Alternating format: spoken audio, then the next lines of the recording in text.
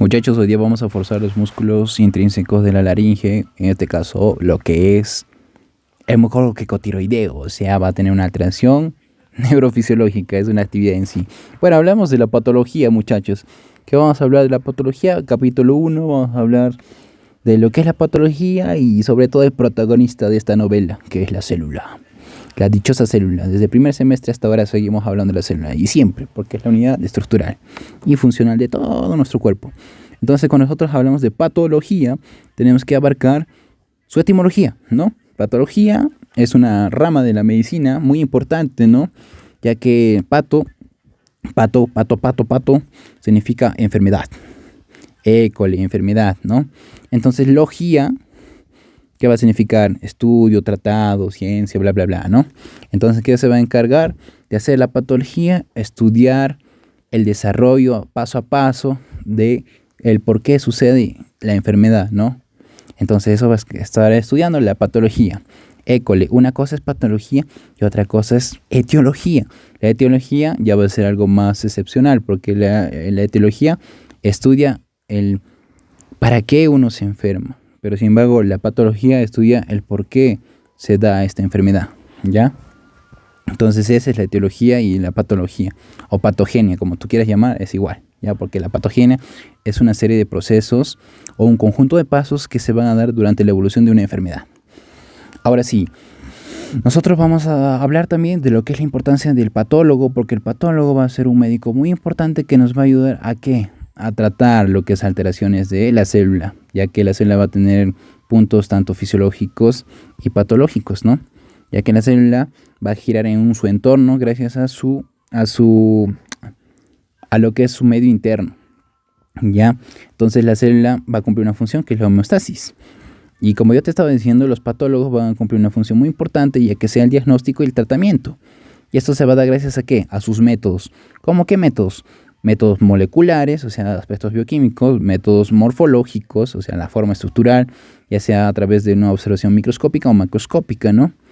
Y también pueden ser otros tipos de técnicas, como pueden ser las inmunológicas, ¿no? O pueden ser las microbiológicas, como te mencionaba anteriormente, ¿no? Que pueden conllevarnos a un pequeño diagnóstico muy importante y relevante para orientarnos a un diagnóstico, como decía, ¿ya? Y eso. Entonces, ya sabemos para qué es la importancia de un patólogo, ¿ya? De ahí hablamos de lo que es la célula, como te decía, que es la célula estructural y funcional y mínima, ¿no? Del organismo, que se va a encargar de regularse, ¿no? Por su medio interno. Y esto va a depender, ya que va a tener unas alteraciones fisiológicas que va a requerir, como siempre, ¿no? Y patológicos. Ahora, cuando nosotros hablamos, vamos a ver que la célula va a tener un tipo de adaptación, siempre va a tener un tipo de adaptación. Ahora, hay otro caso que también se llama la irritabilidad biológica. Eso ya va a depender mucho hacia medios externos, pero eso ya se ocurre a nivel biológico, ¿ya? Ahora, nosotros hablamos también del tipo de adaptación. ¿Qué es el tipo de adaptación? Esto se va a dar ¿por qué? Por causas, por ejemplo, nutricionales, funcionales, pueden ser en casos de radiación, entre otras cosas, ¿no? Que la célula se puede adaptar. Pero si en caso la célula no lo acepta y pasa sus límites de barrera, se puede decir, de soporte de adaptación, ¿qué pasa? Pues la célula se cansa y dice, estoy cansado, jefe, y ocurre lo que es un tipo de incapacidad de adaptación. ¿Qué quiere decir? Que no va a poder estar capacitado para un tipo de adaptación. Entonces, ¿qué ocurre? Como va a tener una incapacidad de adaptarse, va a tener una lesión celular. Y esta lesión celular puede ser de manera irreversible o de manera reversible, que esto va a ser un tipo de estímulo lesivo, ¿ya? En la cual, cuando es una lesión irreversible, esta va a ser grave y generalmente es progresiva y no tiene solución, que puede generar como consecuencia una necrosis y una apoptosis. Como bien sabemos, este es un tema un poco más amplio para hablar de la necrosis y la apoptosis, ya que uno se va a diferenciar del otro. La apoptosis va a ser de manera ordenada y de manera programada, y además usa lo que es energía. Sin embargo, la necrosis no va a ser ordenada, va a ser una muerte así de la nada y va a liberar toxinas, no va a necesitar mucha energía y también vamos a hablar que este va a generar daños, ¿no? Prácticamente muchos daños.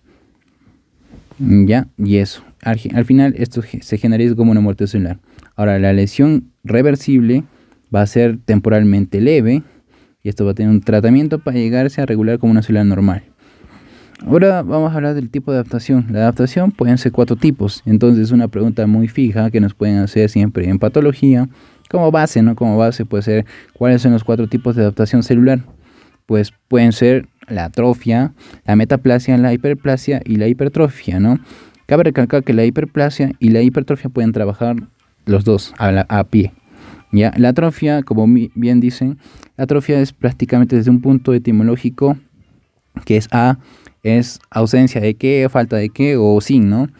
Prácticamente. Y trofia es el desarrollo, crecimiento o formación de algo. ¿Ya? Sin embargo, cuando nosotros hablamos de metaplasia y hiperplasia, va a ser una diferenciación fenotípica, ¿no? De cómo puede diferenciar una célula a otra célula, o sea, va a poder mutar prácticamente, ¿no? Entonces, meta es más allá e hiper es aumento o exceso de, ¿no? Y así, entonces la atrofia, como podemos decir, en pocas palabras va a ser la disminución tanto del número y tamaño. Pero este tamaño se va a dar ¿por qué? Por una deficiencia, por una desnutrición, sobre todo por lo que requiere la célula. ¿Qué quiere decir? Una pérdida de proteínas. Un déficit proteico en la cual va a aumentar lo que es la degradación proteica. Nada más. Y esa es prácticamente una atrofia, ¿no? Una atrofia. Que se puede dar en muchos casos, por ejemplo, en el cerebro, ¿no? Una atrofia cerebral podría ser. Y entre otros casos también. Normalmente los que no estudian tenemos atrofia cerebral. XD. Ya, seguimos hablando. La metaplasia prácticamente, como te digo, se van a diferenciar de una célula a otra. Se van a poder diferenciar. Eso es gradual. La hiperplasia ya pues es un caso de aumento, pero en este caso más es aumento numérico. Ya, sin embargo, la hipertrofia va a ser un aumento del tamaño. No es un aumento numérico, simplemente es un aumento de tamaño. Ya en este caso, un claro ejemplo puede ser, por ejemplo, el aumento del músculo miocárdico, ¿no? O puede ser el aumento del endometrio, por ejemplo, ¿no? En caso de la hiperplasia del endometrio y la hipertrofia en caso del músculo, ¿no? Porque cuando hay una demanda, por ejemplo, se puede decir cuando está en su periodo menstrual, puede haber una metaplasia. Cuando está en su embarazo, hiperplasia. Cuando está en su hipertrofia, pues un aumento muscular, ¿no? Por ejemplo, los que van al gym puede tener un aumento de hipertrofia y eso se da gracias a un aumento de una demanda muscular. Y eso, o puede haber también alteraciones, como te decía, fisiológicas o patológicas, ¿no? Normalmente o generalmente lo fisiológico es más hormonal, ¿no? Todo sea por lo que es la TSH, ¿no? O lo que es la adenopófisis, la neurohipófisis, el hipotálamo y todo eso. Pero patológico más van a ser alteraciones que van a tener el cuerpo. Gracias a que, pues por ejemplo, pueden ser hereditarios, pueden ser genéticos, entre otras cosas, ¿no? Como por ejemplo una persona que tiene diabetes, una persona que tiene hipertensión, o una persona que tiene hiperplasia prostática, por ejemplo, ¿no? Es un aumento más allá de lo normal, en la cual no va a poder tener un hombre la manera fácil de orinar, ¿no? Ya que la próstata se aumentó.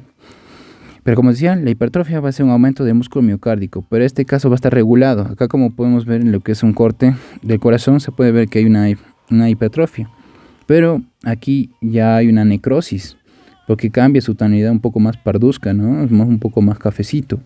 Ya esta parte ya está prácticamente muerto, esta región. Y así vemos cómo es el miocito normal, pero aquí es cuando el miocito, o también pueden ser las fibras musculares del músculo estriado, ¿no? Que están más hipertrofiados y se regulan y se adaptan. Pero sin embargo, cuando no se llegan a adaptar, puede pasar lo que es un miocito lesionado. Aquí se puede ver que es una muerte celular. Normalmente el grosor de lo que es el miocardio es de 1.5 a 1 centímetro, pero en este caso hay más allá de lo normal, que es 2 centímetros. Y eso, ¿no? Esos prácticamente serían los ejemplos. Acá podemos ver una atrofia cerebral, como decía, las circunvoluciones y los surcos están disminuidos. Aquí se ve un cerebro normal y aquí prácticamente un cerebro que está netamente atrofiado, ¿no? Por una enfermedad aterosclerótica que en casos puede ser una isquemia, así. En caso cuando hay un riego sanguíneo normal. Y así, eso sería todo.